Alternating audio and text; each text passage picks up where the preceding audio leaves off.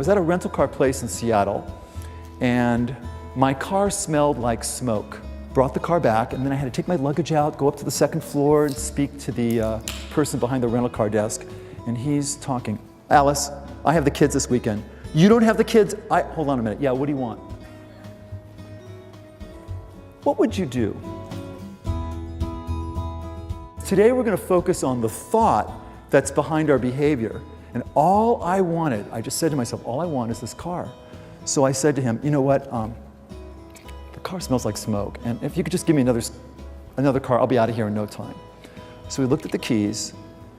He still has the phone. All our cars are cleaned before they come out. I don't know what you're talking about, Mac. Threw the keys back. Alice, I have the kids this weekend. You don't have them, I have them. I don't know, I have some joker here. It's 1 o'clock in the morning. How many of you would reach over the counter and take his phone? How many of you would go back to the original thought? What's my original thought? Revenge? No, what's my original thought? What do I want? I just want a car. I didn't want my voice to indicate frustration or stress because I felt it would slow me down. So I took my business card out and I put it in front of him. It says communicating with tact and finesse, by the way, on my card. And I have a PhD, but it's in English. It's not in psychology. And he's talking to Alice. Alice, hold on 1 second. Alice, can I call you back? What are you, a therapist? What did I say? Yeah, aren't we all therapists? David, Matthew, I mean, all of us, we're therapists. Dr. Seigel, this woman is driving me crazy. Hey man, I feel your pain, talk to me. How did this whole thing get started? What was your childhood like? He put the phone down and he laughed. He said, I'm a nutcase, aren't I? You are. He says, what do you want? I said, what do I want? I just want a car that doesn't smell like smoke. Do you know what? He didn't even hear me. Isn't that interesting? Like when you have all this thick stuff going on in your life, personal things, sometimes we don't even hear that person. Would you agree? You know, just there's all this emotion going on. But in this particular case, it got him to think outside his head and go, you know what? I do have a car. He opened up the drawer, took out a set of keys, had a Mercedes emblem, satellite radio, GPS system, threw them at me. He says, are you happy now? Did I get what I wanted? And I walked out of there.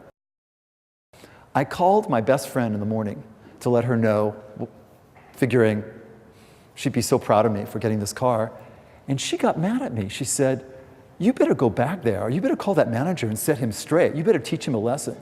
Was that one of my goals? No, it was very clear that what I wanted, the thought behind it was simply getting a car.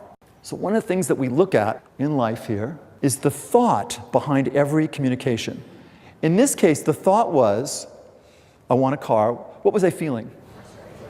No. If I felt frustration, it would come out in my behavior. My thought is, I'm going to get this car. I am feeling empowered. I am in control. You switch the thought. Las Vegas, downtown, beautiful hotel. They just spent $100 million on this hotel. 3 o'clock in the morning, the people next door to me are fighting. I knock on the wall. Would you guys please keep it down? And they kept on fighting. So I called the clerk.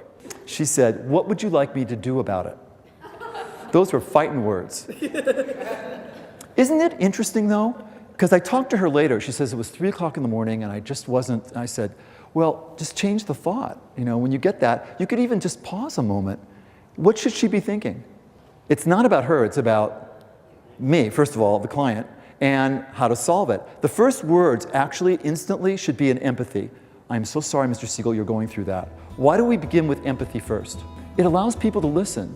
You see, the problem with my rental car guy is he had too much stuff going on.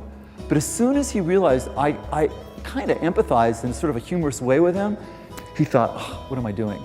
You know, so that empathy has to come first. Feelings first, then facts. You've heard that before. You can't instill an emotional state in another person unless you have that emotional state in yourself.